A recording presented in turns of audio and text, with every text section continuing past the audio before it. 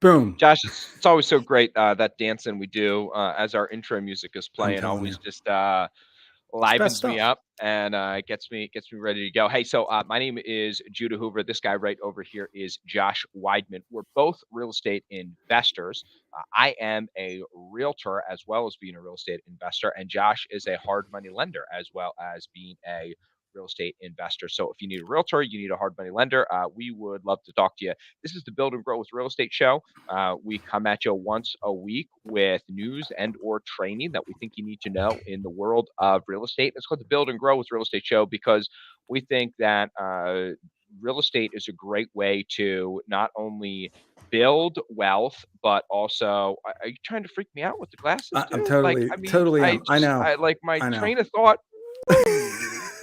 That was Yeah, you never fabulous. saw those before, did you? Oh You look man. like one of those little minions. Those look like minions glasses. Listen, Something wrong? I'm the leader of the minions. I'm not much Right. of a follower, but I can lead a group, right? That's great. Anyway, the point is this whole show is about making a living from real estate. I think real estate is a freaking amazing place to make a living, but it's also a great Yep. place to build wealth. And unfortunately, people don't talk about both of those at the same time very often. So, Okay, so let's touch on that. So one of the reasons I like our show so much is because it plays into our lifestyle, right? Like you're a real estate agent and you're involved in property management, but you also run this banging networking group in Harrisburg. That I mean, the last two meetings have been killer, and I didn't even get a thank you. chance to be there. I'm going to be there this month for sure. But the bottom line is we we're constantly involved in being real estate investors and in the business of real estate. And what that really means is, hey, look, the most successful investors that I know, they have a day job, Yeah. right? And they have a day job that is either successful or decent, it covers their bills, all that kind of stuff. And they get into real estate to expand that their influence. And we are lucky enough to be able to do that both on the investor side and then the employee or job side or whatever you want to call it,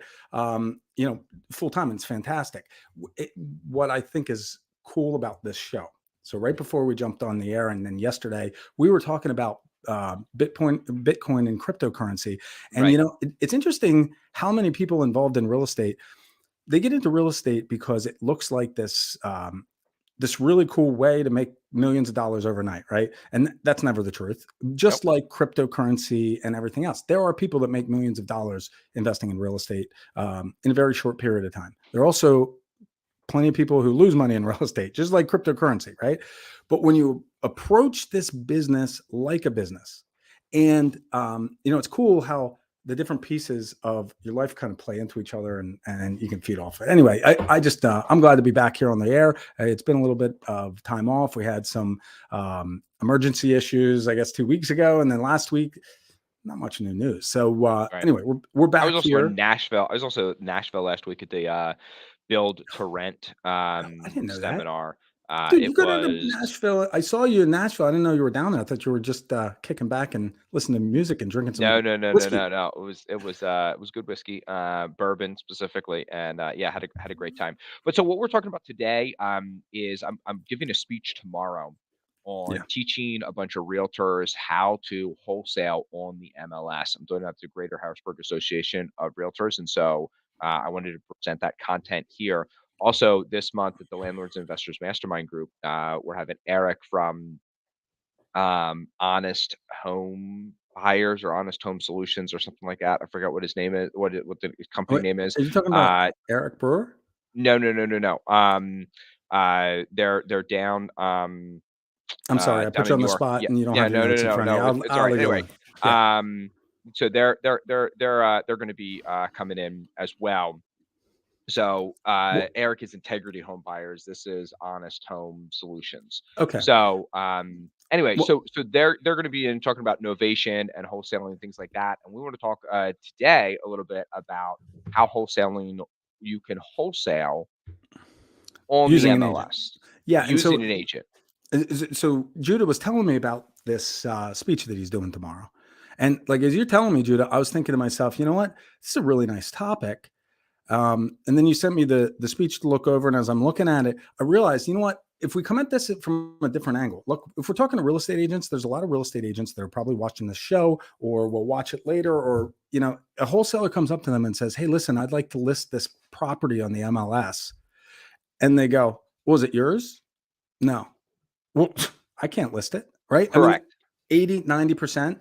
And right now, believe it or not, there's more transactions going on the cash market and wholesale deals than there are going on in the MLS market.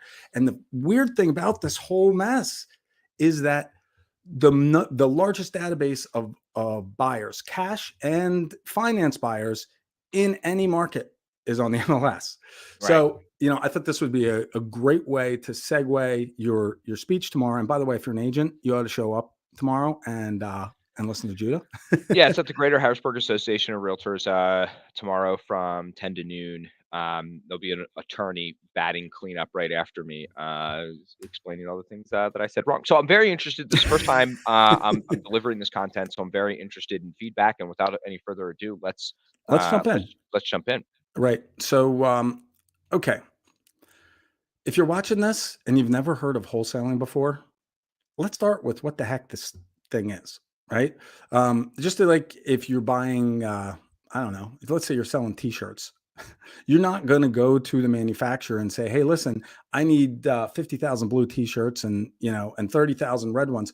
You're going to go to somebody that's a middleman. They're a wholesaler. They go out and they package up and they get a big discount from the manufacturer, and then they sell to retailers. It makes it very easy for retailers to go to one place to have access to a whole bunch of different manufacturers. And that's why people do it. With real estate, it's the same idea where we're going direct to the manufacturer or the owner of the property, right? And we have someone that we're selling the property to, in who is going to then sell it to the general public, right? So it's an ABC transaction. The major difference here is that the value in for the wholesaler, the value that the wholesaler brings is finding these discounted properties and motivated sellers at significant enough discounts that they can make a margin and still sell it to an investor who will make money on the deal. Correct. Is that And is that listen, fair? and here's if you're an agent out there, what you have to just understand is that there are people, and a lot of these transactions could be done on the MLS, and a lot of Yep. them could go right to a realtor, especially in today's day and age. Um, there are some people who don't like guys who wear vests. There are some people who don't like people with hair like mine. That's fine. There are some people who only want to deal with a woman property manager. They don't want to hire any property manager at all. There are some people who, for whatever reason, when they go to sell their house, they don't want to talk to a realtor. Yep. And wholesalers can jump in there because of whatever correct or incorrect preconceptions that they have. So, Hey, if Judah. yes. Keep talking. I'm sorry. So, Sorry to cut you so a off. Keep going. wholesaler is going to have access to transactions that other people aren't. Terry asked a great question. Hey, Terry, appreciate you. One of my best friends and biggest supporters in the real estate world. Thank you very much. Terry, great question. You do have to be a realtor, not just a realtor, but a member of the Greater Harrisburg Association of Realtors to attend tomorrow's event. So, And uh, aside about Terry, yeah, Terry did a flip last year. It might have been the best flip that I've seen in quite some time. It was an unbelievable deal. Found it, negotiated. I walked through the property and I was thinking to myself, man, I wonder if he'd sell me this property just on the inspection. We ended up funding it, but it was a great deal. Anyway, great job, nice. Terry. That's awesome, man. Yeah, yeah. Uh, Was glad you were able to meet Terry. Let me ask you a question, Josh. Where was it that you were able to connect with Terry? I know it was It was at the LIMG Landlords and Harrisburg. Investors Mastermind That's Group. It's where exactly right. people come to meet and find their next deal or funding for their next deal, things like that. All the cool kids hang out there. That's So, right. All right. So, how the heck do you sell a property on the MLS that you you know, don't own? well, Oh, first you of want me to all, go back? Did I get ahead no, of no, no, myself? no, no, no, no, no, no. Yeah. First of all, it's very important to understand that wholesaling is not illegal. Yep. Some realtors and some brokers don't like wholesaling. Some brokers tell their realtors in our shop we are not going to participate in wholesale transactions, and that's fine. Brokers are allowed to do that, but wholesaling is not illegal or moral or unethical. Yep. Some just like anything, it can be done sloppy and improper, and therefore people get a bad preconception about what wholesaling is. But wholesaling is not taking advantage of buyers, and it's not taking advantage of sellers. It is when you take a property and you sell instead of the deed for that property on the MLS, you sell your equitable interest through the form of a purchase and sale agreement on for sale on the MLS. I also just want to make a very, very important distinction here. Technically, wholesaling, there's like three different ways you can wholesale a property. You can either do a novation, you can do a double closing, you can do a wholesale. What I like to do is I like to do a double closing, and it's not technically a wholesale. And we're gonna skip right over that and keep on going. Oh, dude, It I'm not okay, skimming. Here's why. I disagree with you on this. And I'll tell you why I disagree with you because, okay. all right, The transactional, hard money lender that's right. who It, has access to transactional funding and we is going to offer it. dwell for just a second on the value of not using a transactional funder in the So transaction. to be Go. fair, I have wholesaled many more properties than I've written loans. Mhm. I mean, I've literally wholesaled hundreds of properties. The Right. vast majority of those were ABC transactions where we never took title to the property. I've done this where we've double closed. Typically, it's because the fee was so large that I thought that the seller or the buyer would balk and we lose the deal. Yep. Um, but things have changed quite a bit over the years, both with the taxes that are due and the transaction, the cleanliness of the transaction. And depending on when things happen, people, agents and brokers become a lot more finicky about whether or not this is something they want in their shop when there are repercussions. If there's no repercussions and you're doing a good job and you are servicing the buyer and seller, and if there's a problem that arises, you address it, it will not be an issue with the agent. Right. If you sling a property and the seller is ticked off because they thought they were getting 20 grand at settlement or 100 grand at settlement and they're getting a fraction of that, guaranteed that agent is going to hear about it and you're going to hear about it and Right. you could lose that connection. So, just keep in mind, like, you're going to have to pay taxes on the transfer of the property, whether you are wholesaling the deals with an assignment or you are buying and reselling the property. There's So always going that to be is double. There's always going to be two transfer two taxes. transfer taxes. With that being said, the cost of funding a project and double closing on it can be exorbitant and can eat significantly into your profits. If you're making $10,000 and it costs you $5,000 to rent money for a day, or $3,000 or $1,000 for that matter, that's a significant portion of your profit for that project. So if you can do a straight assignment, I like it better. Now, with that Yeah. said, I'm going to shut up and let you go. No, I just find that more. I like to avoid the title company not understanding. I like to avoid the Yes, potential buyer or seller. And now also remember, not only do we have a buyer and a seller, but now we also have a realtor involved as well.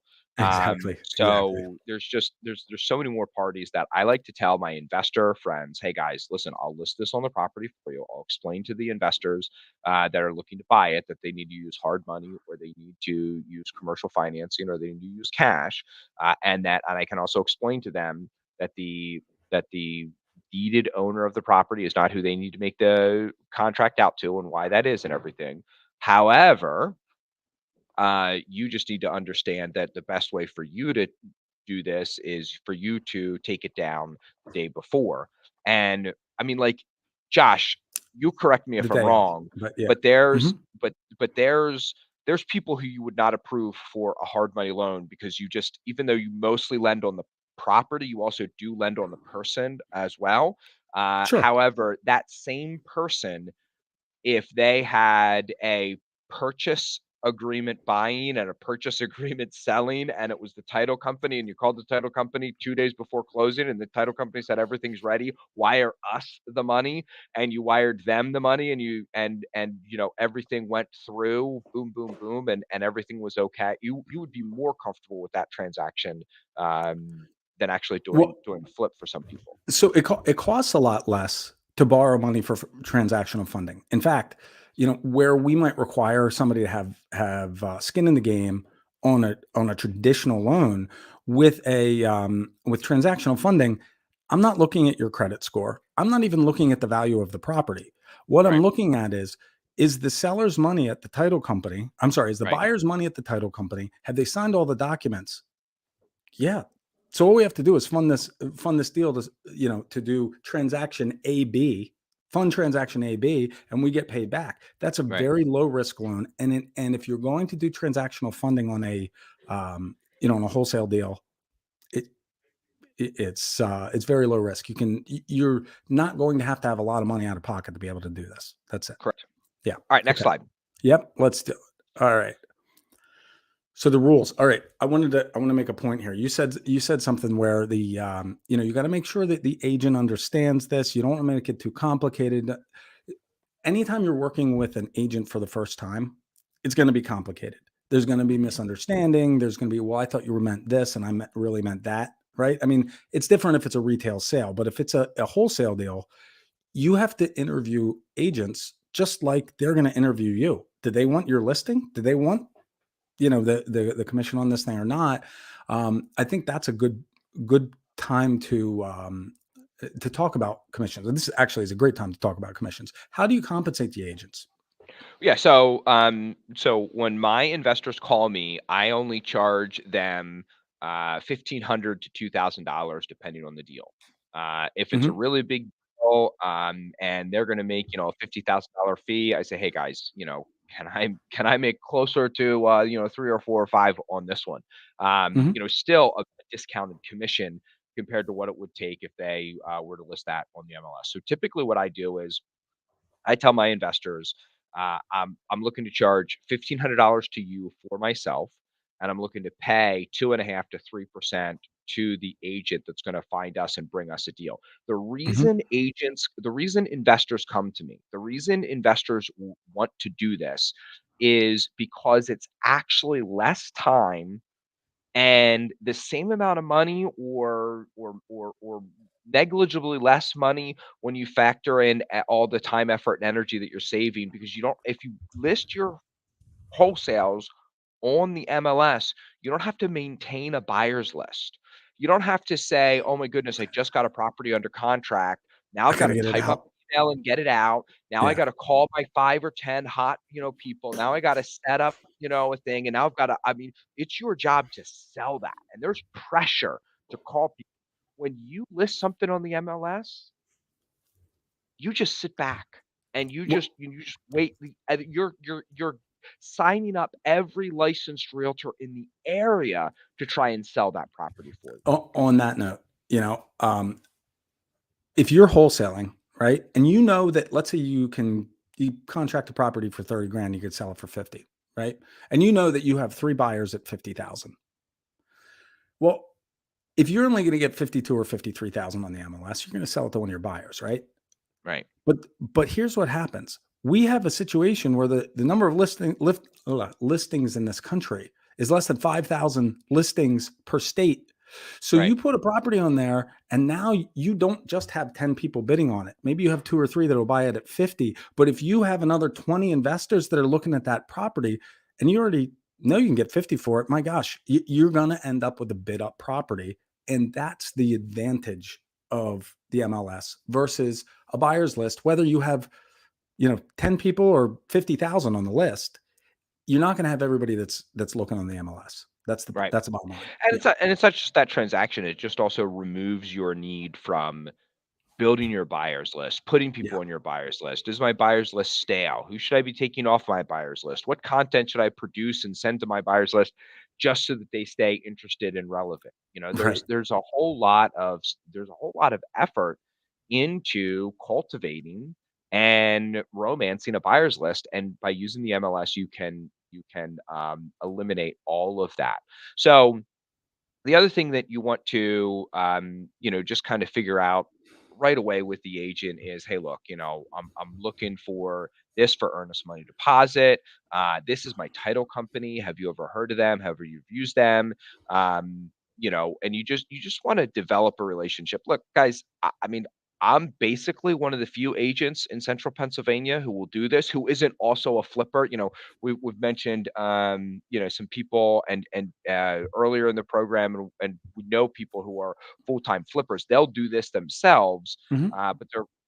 but I'm kind of an independent guy who's out there willing to do this. I'm hoping after tomorrow there's a bunch more of us, but so it's important to right now. Give me a call as you're out there, and as the word spreads on this. Just want to talk to them a little bit. Are they an investor? Have Yeah. they done this before? Do they kind of know what's going on? And Well, nobody wants to be like, as you interview the agent, you also have to find a title company that deals with assignments, because right, this is a big deal, right? The 95% of properties go through the MLS in general, and the vast majority of those are not assignments. right, So most title companies are used to a retail transaction. They've got a buyer, they have a seller, they have a mortgage company, and they have 45 days to close. Most of those properties have very little title concerns. There are a lot of times wholesale deals come about because you have a motivated seller, motivated by some kind of problem in their life, whether it's right, financial or personal or whatever. Those motivations lead to other problems, right? Like if the guy can't pay his mortgage, he's probably not paying his car payment. He's probably not paying his water bill or his electric bill. His credit's, not great. He might have some judgments against himself. So like those type of properties have a lot more issues, and they're harder for title companies. So you got to find the right title company that can work with you. There's plenty of those type of title companies in the mid state. Um, Terry, uh, I'll tell you what, you take a picture and put it in the comments of this, and everybody will get your wholesale card. But give Judah a call tomorrow. You guys can talk about this. But anyway, what I'm trying to say is you got to discuss all of this stuff before you even start. Find your title company, correct, have that ready to go. Know what your minimum deposit is. When I was wholesaling, I required $5,000, and when somebody said, "Oh, that's too much," my response was always, "I'm glad you just said that. That lets me know that you're going to show up to closing." And that's the point, right? right, You don't want their $5,000, especially if you're making 10. You want them to show up right. to closing. So you set all these rules up beforehand. And these are just for finding the agent. Now, let's look at some more rules. Yeah, so the other thing you want to be sure that you're doing is using the right contract. You want to make sure that your contract doesn't specifically say that the contract is non-assignable. You want to make sure that it doesn't say that it's non-assignable, and then you have to cross it out. Yeah, You don't have to say in your agreement, Judah Hoover and or assigns, right. because the contract is automatically assignable in the state of Pennsylvania. You want to create a good description for your realtor. Listen, I'm only charging $1,500, so I'm not using my creative brain to write a compelling description about your property and going out there and taking a bunch of pictures and stuff like that. If you want to list your property on the MLS with an agent and be charged and charge them a discounted fee, then do all the work for them. Take a bunch of good pictures. Your phone is fine. Be sure you get one of the like exterior of the house, because they need a curb view front of the house in order for it to be MLS compliant. Post it on the so you can post all that stuff on the MLS. You want to also be sure to write a compelling description for them, and showing instructions. Tell the agent you're working with, hey, I've got a lockbox on there, you can go anytime. Hey, it's tenant occupied, so we're gonna have to do this and this for showing. How are we going to get and make showing happen? Well, so this is something that people have to understand as well. Okay. And forget the showings and all that stuff. Let's go back to the contract. This is something that you have to prepare for. If you're a wholesaler and you're contracting a property direct with the seller, no agent involved, you can use whatever contract you want. But guess what? You're going to have to take that to the real estate agent who's going to be listing the house, and at least show it to him. The broker's Yeah, probably going to want to look at it before they list the first wholesale deal. So it is very likely that they're going to require a par real estate contract. That's going to be very difficult on the wholesale end. You can talk to the broker, or you can talk to the agent to make sure that you have the right things in the contract. But the end sale contract, almost guarantee it's going to be a par contract, right, right? I mean, like the assignment from you to the new buyer, it's going to be a realtor contract that is approved by the National Association of Realtors. So just know that going in, and understand when you're writing your descriptions, goes to the description, you got to put in there, this is an as is sale. there are no inspections or what, and you can put in there, yeah, you can do an inspection. However, this is an as is sale. The results of the inspection will, the sale's not contingent on the results of the inspection or something like that. The other thing when you're listing, are we two listing it on the MLS yet, and how we handle the listing? What's your next slide, Josh? Oh, yeah, sorry. Once it's there, while Yeah. it's listed. So one of the things you want to be careful while you're, while you're listing this property is you want to be sure that you put in the listing description and in the agent remarks. I put it both places. Is this is a wholesale transaction. Seller has equitable interest in the property through a purchase and sale agreement. Deeded owner is aware that seller is trying to sell property for a profit. You as a wholesaler, you need to tell everybody that. You need to tell everybody you're working with, hey, by the way, Josh, I appreciate you, being willing to sell me grandma's home. I'm looking to make a profit off this. I'm looking to make money here. Right. And so one of the reasons why I do that is if Josh sees that I have the property listed, Josh might say, "Hey, Judah, why is this property listed on the MLS? You were going to buy it for, 50,000 for me, and I see it marketed for 75,000." One of the Yep. things that I can let Josh know is, Josh, remember I told you that I've got some partners who are interested in this transaction with me. We're going to fix it up and sell it. And so one of the things that we're trying to do is already gin up some interest and things like that for it and see what kind of offers we might be able to get. Obviously, at that price point, we're going to have to do some work to it. And so we're just looking at what other value we can add to the property in order for it to sell at those types of price points. So you Right. want to be sure that you talk about all that stuff up front before it gets listed. You want to be sure that you do proper disclosure with the seller up front. You want to be sure that you're doing proper disclosure with the public during the listing. You want to be sure that you tell the agent, hey, just have all of those calls come to me. If you get a call, just say, hey, listen, let me just go ahead and give you their name. So you as the investor are talking to the potential buyer with as little work from that agent as possible. And as an investor, you negotiate your deal. Well, For homeowners, well, hold on before we even yeah, get there. I yeah, want to I want to talk about the disclosure aspect of this yeah. because it's a really important part of this. Yep. If you don't tell them that you intend to make money on this deal, it will 100% blow up in your face because as Right. soon as you put it on the MLS, it's everywhere. And that's why a lot of wholesalers don't put their deals on the MLS.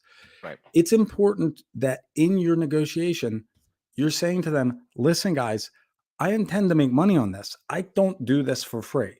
Right. A lot of people, when they first get started in negotiation, they want to hide their profit. It's like, listen, intend to make money on this transaction. Focus on what their benefits are. If you can focus on what their benefits are and you just let them know, hey, and even put it into your contract with them that you have the right to market the property and that you are intending to make money on this thing. And if there's any questions, you address them right away. Don't hide from it. Don't run away from it. You address it right away. And guess what? If the deal's going to fall apart, it's way better to happen before closing because if it's going to fall apart, you don't want to spend another 2 or 4 weeks getting this thing to closing and cashing that check in your mind. And then you get there and they're like, yeah, I'm out. Nobody Right. wants that. Yep. Okay. Yeah. Sorry. Didn't mean to No, stop 100, you. 100%, 100% agree. So what happens then is once it's listed on the MLS and you as the investor are taking those calls, you as the investor negotiate your deal.